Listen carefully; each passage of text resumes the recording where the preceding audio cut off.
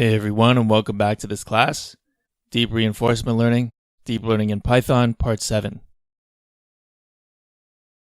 In this section, we are going to review important concepts. Because this course requires a lot of background knowledge, we are going to spend an entire section on this.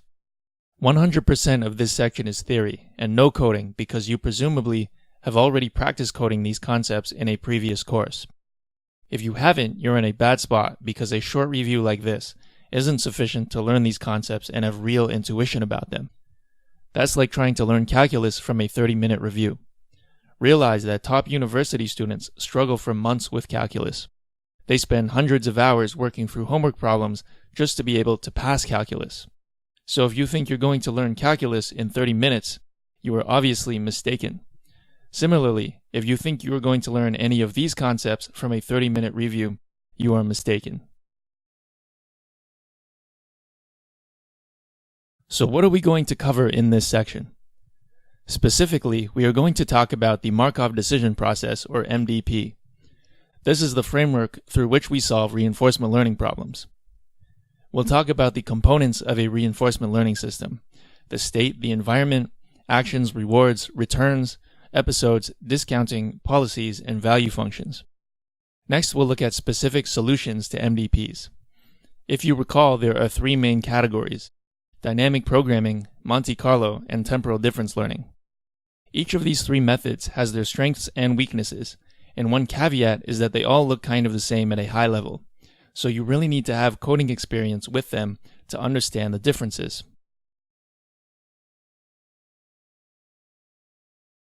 Next, we'll look at approximation methods. These are needed when the state space is large or infinite. Table-based reinforcement learning only works for the smallest of problems, and is mainly a tool for learning the principles. Finally, since this is deep reinforcement learning, which combines both reinforcement learning and deep learning, we'll review important concepts from deep learning as well. In this course, we'll be using concepts from multiple previous deep learning courses: convolutional neural networks, recurrent neural networks, regression and classification, and so on. So you'll want to be familiar with all of that, not just Deep Learning Part 1, which is only the basics. In this lecture, we are going to review all of the important components of a reinforcement learning system, specifically within the framework of MDPs, or Markov decision processes. First, a Markov decision process is really just a collection of 5 things: the set of all states, the set of all actions, the set of rewards given a state action next state triple, the state transition probabilities, and the discount factor gamma. To recap, we'll make up some examples of all of these things. A state represents what the sensors of your agent would measure from the environment. So for example, in grid world, that would be your position on the board. In tic-tac-toe, it would be the specific configuration of X's and O's on the board. In a video game, it would be the pixels on the screen, and perhaps other inputs that tell you the number of lives you have left, your health, and so on. Although strictly speaking, if we wanted to make an AI as human as possible, it would have to infer that information through just the pixels on the screen. An action represents anything that the agent can do while in a state. For tic-tac-toe, that would be placing your piece somewhere on the board. In a video game, that's typically moving up, left, right, or down, or pressing an action button. Rewards are what you get at every step of the game. Remember that rewards are real valued, and the goal of an agent is to maximize the total future reward. Remember that we have to be careful about how we define rewards. If we have a robot trying to solve a maze, and we give it 0 reward at every time step, and 1 for solving the maze, then it's possible that the robot will never solve the maze, or solve it very inefficiently. This is because if all the robot sees are zeros, then it thinks that 0 is the maximum possible reward, and it'll infer that it doesn't matter what it does, since all actions lead to 0 reward. Another possibility is that it might learn to solve the maze, but only through random movements, since it has no incentives to solve the maze as quickly as possible.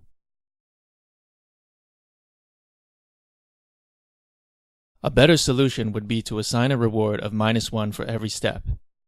In this way, rewards are always negative, but remember, these are numbers on a real valued scale.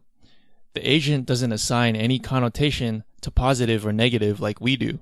It's only trying to maximize a number. In other words, a total reward of -3 is better than a total reward of -300. So it's important how we define rewards. You'll see later that OpenAI gym environments actually assign us the reward. It's been debated whether or not it's a good idea to assign rewards other than the default reward that's provided. In real life, we would be assigning the rewards because we have to. There is no one else that will assign rewards to our agents. Next, we have state transition probabilities. At first glance, these might seem unnecessary. Consider grid world. If you press the up button, you should go up to the next square. This square should always yield the same reward. This seems deterministic, so you might wonder why we need to model this as a probability. The answer is that not all environments are deterministic, so the environment itself can be one source of randomness. Another source of randomness is that our reading of the state can be imperfect. It only reflects partial knowledge of the environment. To use an example we've seen before, consider this one frame of the game Breakout. From this frame alone, we can't tell if the ball is moving up or down. Therefore, the next state is not deterministic. This is also where Markov comes from in the term Markov decision process. As usual, when we say Markov, we usually mean first-order Markov, which means that we model the next state and reward probability as being dependent only on the previous state in action, rather than all previous states in all previous actions. Notice how the notation is a little funny. We use S prime to mean the next state at time t+1, but we don't say R prime, we just say R for the reward at time t+1. So the prime symbol doesn't necessarily mean at time t+1. Next we have the discount factor. The point of the discount factor is intuitive. We would rather get $100 now, rather than be promised $100 10 years from now.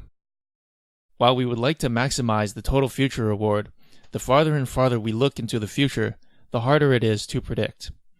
There are a lot of things that can happen between now and 10 years from now. So maybe we should discount future rewards based on how far into the future it is. We call the discount factor or discount rate gamma. From this we can define the return. At every step of its existence, the agent tries to maximize its expected return.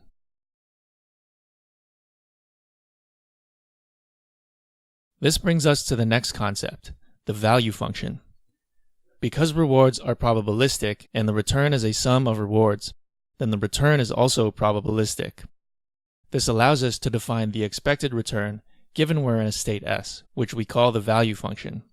The value function is an estimate of the return from this point onward.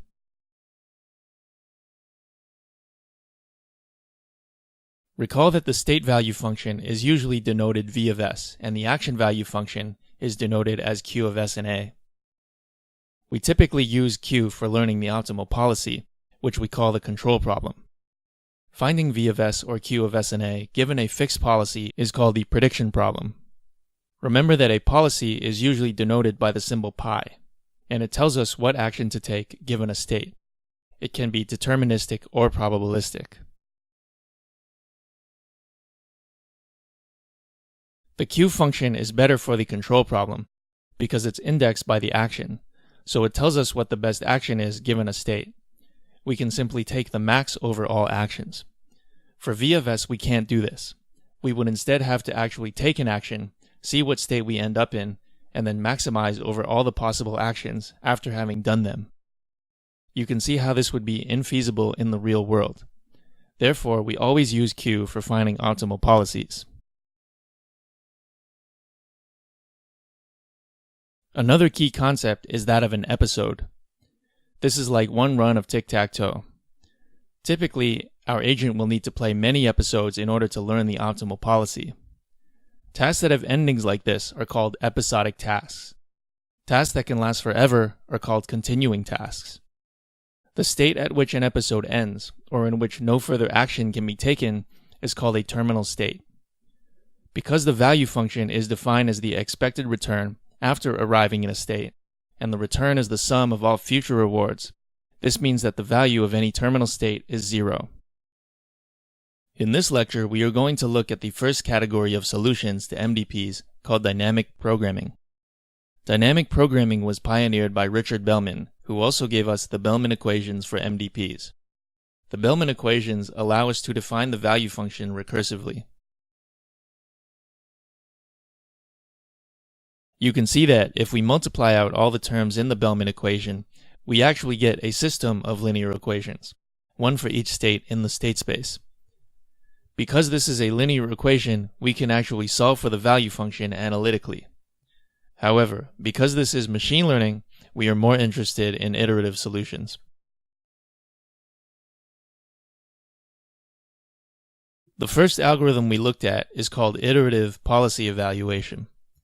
This is called the prediction problem. Given a policy pi, we would like to find the value function for that policy. Essentially, it's just repeatedly assigning the right side to the left side of Bellman's equation.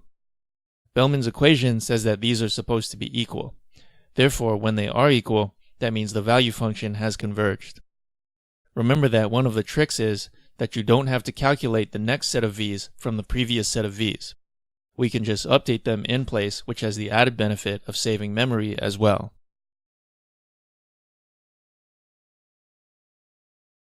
Next, we looked at policy iteration. This is also known as the control problem. The basic idea is that there are two main steps: policy evaluation, which we just talked about, and policy improvement. We do this in a loop until the policy converges, or in other words, doesn't change anymore. Policy improvement consists of finding the argmax over all possible actions from a state. Recall that policy iteration is inefficient. The outer loop is iterative, meaning we have to go back and forth between policy evaluation and policy improvement until the policy converges. But policy evaluation is also iterative, so we need to wait until the value function converges too. In other words, we have an iterative algorithm inside another iterative algorithm. The solution to this is value iteration. Specifically, we notice that instead of doing many iterations of policy evaluation, we only need to do one, and the algorithm still converges. Furthermore, we don't need to explicitly do the policy improvement step at all. The policy improvement step is an argmax, so all we need to do is put a max into the value update step, and we're effectively doing both policy evaluation and policy improvement at the same time. This idea of taking a max when updating the value function appears again when we look at Q-learning.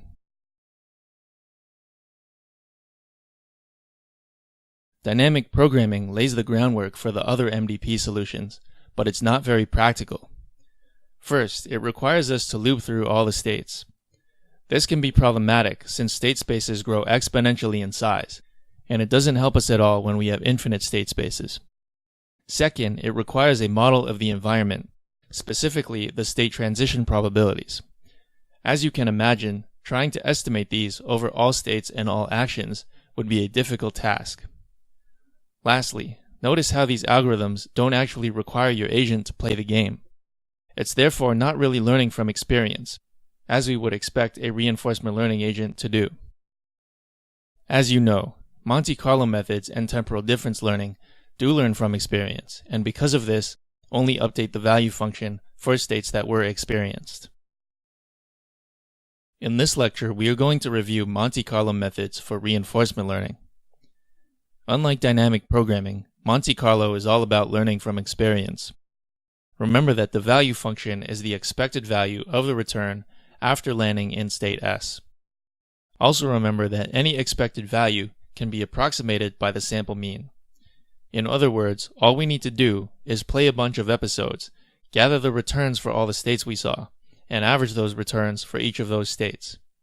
Then we have an estimate of the value function that learned only from experience.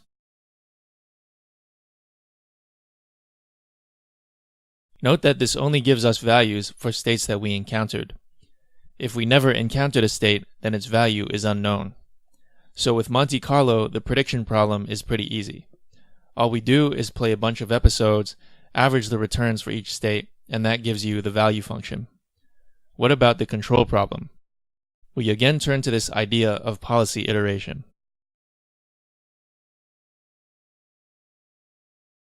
The main steps are these. First, we initialize a random policy. Then we play an episode and get the returns and recalculate the value function based on the returns we've collected so far. This is the policy evaluation step. Then we do the policy improvement step, which is the exact same as for dynamic programming. We just take the argmax. Note that with Monte Carlo, we want to use Q of SNA because doing a look-ahead search with V of S is not practical. If we don't have full control over the environment, we can't put our agent into any state that we choose, and so doing a look-ahead search won't work. What's unusual and interesting about this algorithm is that because we update the policy on each iteration of this loop, the returns we sample are actually for different policies. However, this doesn't matter and Monte Carlo still converges.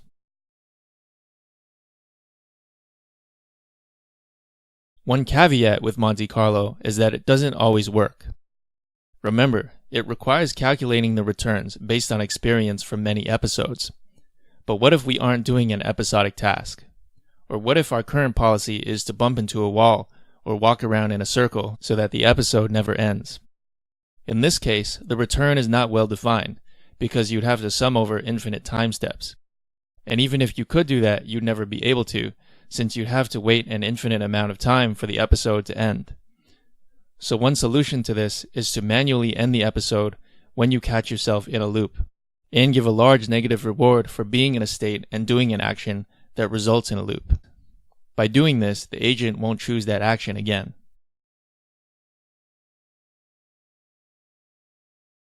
Another problem with Monte Carlo is that given a policy, there are many states that are left unexplored. So you never know if going to these states are better or worse than your current policy, since you don't know what their returns are. One solution to this is the exploring starts method, which, because we start from a random state in each episode, allows us to estimate a value for all the states. However, this also requires full control of the environment, which is not feasible for all environments. Another solution to this is epsilon greedy, where with a small probability epsilon, we take a random action. This allows us to gather data on all states over time. In this lecture, we are going to review temporal difference learning. Temporal difference learning is an algorithm that is unique to reinforcement learning. Whereas with Monte Carlo, we need to sample returns based on an episode, with TD learning, we estimate returns based on our current estimated value function. Specifically, we looked at what is called TD0. So instead of using G, which is the sample return, we use R plus gamma times V of S prime, which estimates the return from the next state and onward. R is still a sample that we got from playing the episode. In the previous reinforcement learning course, we made a big deal about calculating means. The most basic but naive way of calculating a sample mean is to collect all the samples in an array, sum them together, and divide by the length of the array. The major disadvantage of this is that it requires us to store all the samples in memory, which is space inefficient. Instead, we can multiply the equation for the sample mean such that the sample mean after collecting t samples can be defined in terms of the sample mean after collecting t-1 samples. This form is useful not only because it's space efficient, we only need to ever hold one value at a time, but it also looks a lot like gradient descent. And in fact, in the previous reinforcement learning course, we showed that this actually is an instance of gradient descent. So the key is that the learning rate doesn't necessarily have to equal 1 over t. It can be anything. Usually we use the symbol alpha.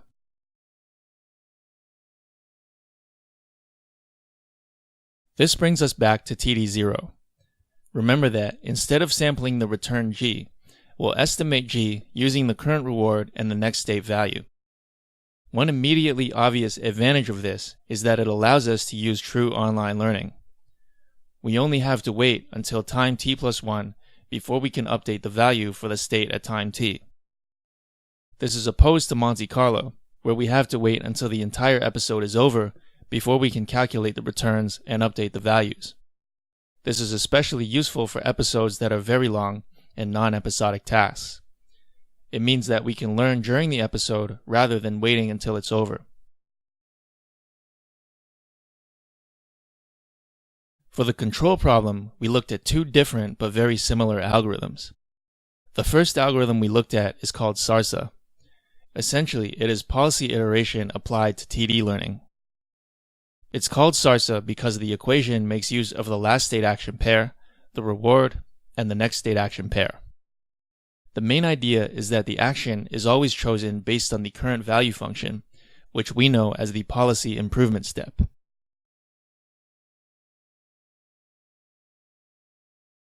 Let's look at some pseudocode to solidify this idea. First, we initialize Q arbitrarily and 0 for any terminal state. Next, we enter an infinite loop. Inside the loop, we start a game. We get the first state and select the first action based on epsilon greedy and the current Q. We'll call this the tuple SA. Inside this loop, we start another loop that ends when the episode is over. We do the action A to get to the next state S' and the reward R. We then choose the next action based on epsilon greedy and the current Q. We call this A'. Next, we do our update for Q of S and A, which depends on Q of S and A, R, and Q of S' A'. Lastly, we update S to be S' and we update A to be A'. The final algorithm we looked at is called Q-learning. Q-learning is very similar to SARSA, but it's an off-policy algorithm, because the update equation remains the same no matter what action we take. The difference here is that the return is now estimated based on the max of Q over all possible next actions. In other words, it doesn't matter what action we take next, because we're always taking the max over all of them to update Q of SA. In this lecture, we are going to review approximation methods. We studied dynamic programming, Monte Carlo, and temporal difference learning in the context of tabular methods. In other words, we treated V and Q like a dictionary indexed by state and action. This works fine, but only for the smallest of problems. It's not going to work for games with billions or trillions of states, and it certainly won't work for games with an infinite number of states. This is where approximation methods enter the picture.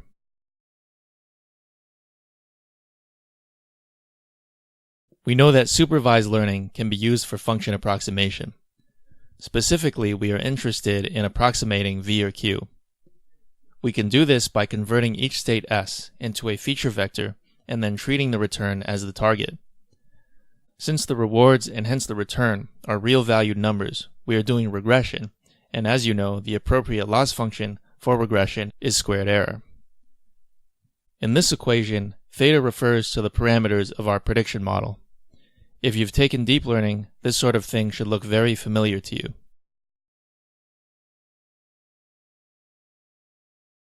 In the previous course, we used linear models for function approximation. Recall that the only requirement is that the function approximator is differentiable, so that we can use gradient descent. As you know by now, the gradient takes this form, and the parameter we want to update is theta.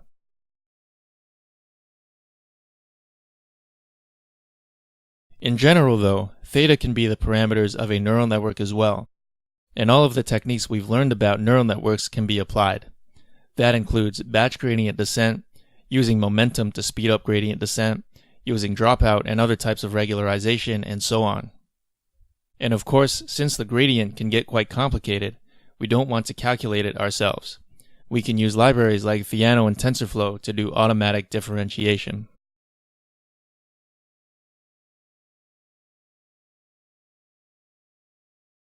Hey everyone, and welcome back to this class, Deep Reinforcement Learning, Deep Learning in Python, Part 7.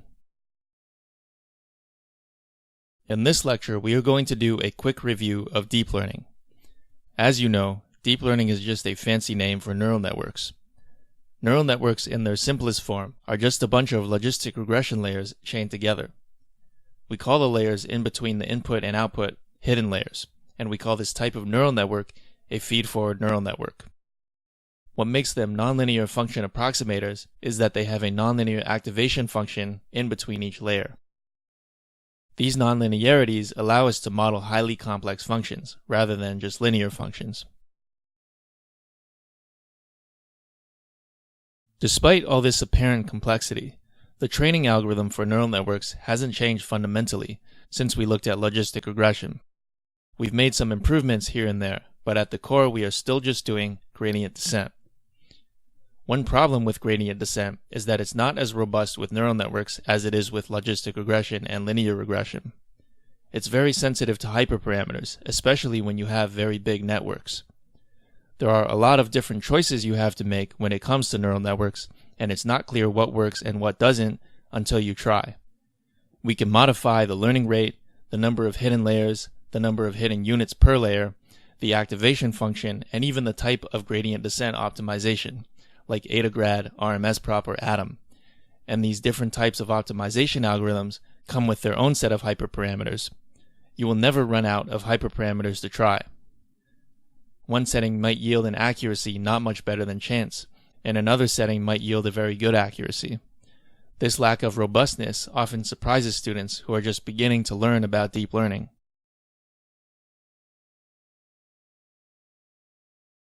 As with all machine learning models, the input to a neural network is a feature vector X. We like neural networks because they save us from having to do a lot of feature engineering manually. The nonlinear characteristics of neural networks have been shown to learn features automatically and hierarchically between layers. For example, if the input is an image, the first layer might learn some edges at various angles, the next layer might learn groups of edges, the next layer might learn facial features like eyes, noses, lips, and ears, and the final layer will be able to recognize faces. Working with images is important. As a human, it's one of your main sensory inputs. As a robot trying to navigate the real world, images are also one of your main sensory inputs. Images also happen to be what the states are made up of in video games, and so we'll need to know how to work with images in order to train agents that can play Atari games from OpenAI Gym. Luckily, we have special techniques designed just for working with images. The convolutional neural network is a type of neural network that does a set of two-dimensional convolutions before going to the fully connected layers. Fully connected layers are the layers that comprise a feed-forward neural network. We call them fully connected because every output from one layer is connected to every input from the next layer. Convolutional layers are different. At each convolutional layer, we have a filter that is typically much smaller than the input image. In addition, instead of working with feature vectors, which are one-dimensional objects, we work with images, which are two-dimensional objects. They can also be three-dimensional objects if they have color. While you probably want to consult my Convolutional Neural Networks course, or a full semester course on signal processing, if you want to gain better intuition about what convolution is doing, here is a simple way to think about it. The idea is we want to take a small filter and multiply it against the original image from all possible points. Basically, that means we're sliding the filter across the image. Aside from this sliding, it works exactly the same as a fully connected layer, meaning all we do is multiplication and then eventually pass it through a nonlinear activation function. Having a small feature like this means that every part of the original image uses the same shared weight. Shared weights allow us to have a model with a much smaller number of parameters, which means it takes up less space and trains faster. In reinforcement learning, we aren't just interested in images, but sequences too. An episode is made up of a sequence of states, actions, and rewards. The appropriate tool for working with sequences in deep learning is recurrent neural networks. Any type of neural network where a node loops back to a previous node is recurrent, and we call such a connection a recurrent connection. Typically, we don't think in terms of individual recurrent connections, but rather entire recurrent layers. I taught you in my course on recurrent neural networks that we treat these layers like black boxes. It's helpful to think of a recurrent layer as just a box that takes in an input and produces some output. The fact that the output depends on previous inputs as well means it has a memory of what it's seen in the past. This can be particularly useful in the context of reinforcement learning, since it allows us to make decisions on not just what we see now, but what we've seen in the previous frames as well. In most of my previous courses, we focused on multi-class classification, where we had multiple output nodes and performed softmax at the final layer so that each output node could be interpreted as the probability of the input belonging to a class. As you know in reinforcement learning, we want to do regression on a real-valued scalar to predict the value function. That means instead of having multiple output nodes, we'll have just one output node, and instead of using cross-entropy error, we'll use squared error. Now remember that this review section is only for the purpose of helping you review topics that you already know. It's not meant to teach you anything new. So if there was anything in this section you didn't know already, you are in big trouble. If this is the case, you should not proceed with this course until you study the prerequisites.